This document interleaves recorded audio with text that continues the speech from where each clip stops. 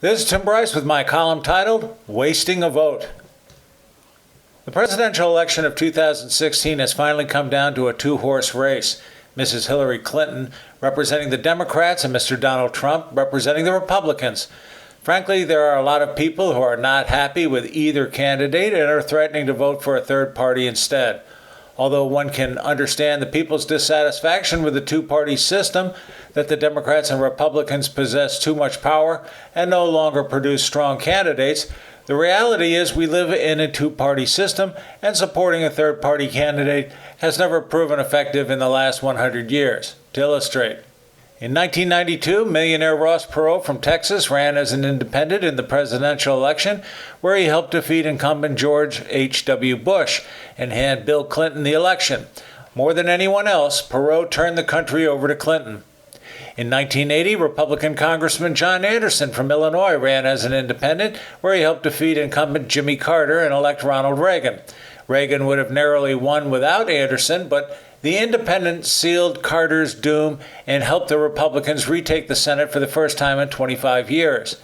In the 1912 election, two-term President Theodore Roosevelt failed to gain the Republican candidacy, going to incumbent William Howard Taft instead, and consequently created a third party known as the Progressive Party, also known as the Bull Moose Party. As an aside, the Progressive Party back then bears no similarities to the Progressive Party of today. This split in the GOP allowed Democrat Woodrow Wilson to win the election.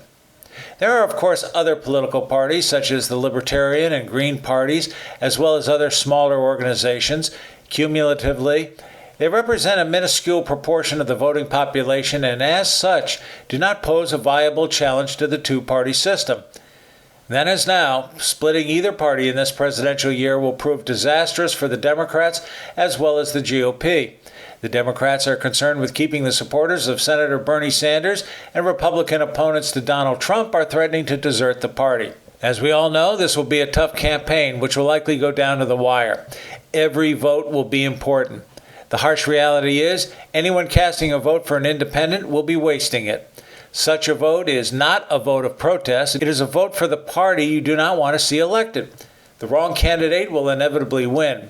So, if you cast your ballot for an independent, you might as well use it as toilet paper, as it will have a better effect than placing it in the ballot box.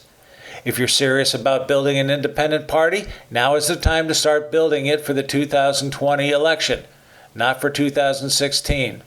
And do not be surprised if you're not successful during that election cycle. Friends, keep the faith.